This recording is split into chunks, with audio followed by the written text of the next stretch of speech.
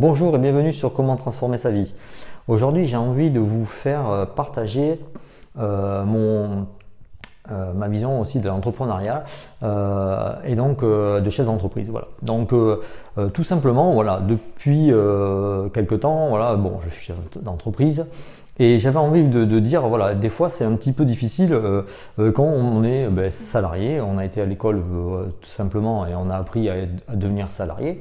Quand on veut devenir chef d'entreprise, créer sa boîte, il y a plein de choses auxquelles on est crédule là-dessus, on ne sait pas comment faire. Bon, après on peut essayer de se renseigner, mais il y a tellement de choses que ouais, c'est un petit peu compliqué. Donc la première étape, c'est de se renseigner et d'aller auprès de la CCI, votre chambre du commerce et de l'industrie près de chez vous. Donc moi en l'occurrence c'était Bordeaux, et ils vous font faire des formations, une petite formation de quelques heures, et ils vous expliquent un petit peu en détail certaines choses qu'il faut faire. Et après il faut se rapprocher, suivant le projet que vous avez, création ou reprise d'une société par exemple, il faut se rapprocher justement d'un conseiller de la CCI comme moi, qui m'a permis de pouvoir chercher auprès des banques des financements, et eux ils sont référents donc en fin de compte, et ils vous donnent des banques, et ils vous disent quelle banque aller chercher. Bon après voilà, c'est à vous de fournir les papiers qu'il faut, voilà, ça c'est un peu plus, ça serait un autre sujet peut-être au pire, voilà, c'est un peu la course à l'échalote, c'est un peu compliqué, mais bon voilà. Et donc grâce à ça en fin de compte, moi j'ai réussi à obtenir mon crédit, parce que j'ai eu avant tout seul chercher des banques, j'ai été chercher des banques avant et je n'ai pas trouvé de financement assez rapidement. Voilà. Et en passant par la CCI, j'ai trouvé assez rapidement un financement. Ça c'était le premier point, et c'est surtout que par mon biais aussi, moi je sais que quand moi je me suis mis en entreprise, j'étais déjà entrepreneur, et donc je suis passé du rôle du statut auto-entrepreneur à société, donc SARL. Donc bon, du coup, moi, ma société quand je l'ai repris, c'est une société qui était un petit peu latente, et donc le temps que je relance cette société et que j'arrive à me rémunérer, et bien du coup ça a été un petit peu tendu. Bon, j'ai eu des aides aussi grâce au CCI, j'ai eu des aides de l'État, ça c'est aussi intéressant.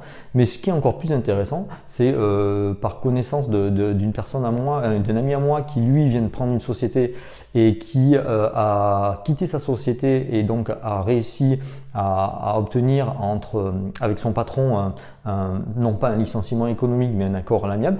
Donc ça fait que lui il pouvait obtenir l'aide de la NPE.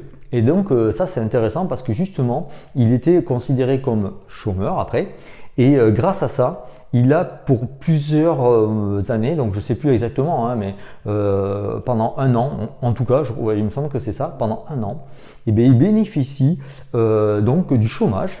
Et donc il est chef d'entreprise, il vient de reprendre une société où il a des parts dans une société pour l'instant. Et donc du coup, voilà, il est chef d'entreprise, il ne se reverse pas de salaire, et pendant un an, il a le chômage qui lui paye justement ce salaire. Donc ça fait qu'il a une transition assez intéressante. Ça lui permet justement de pas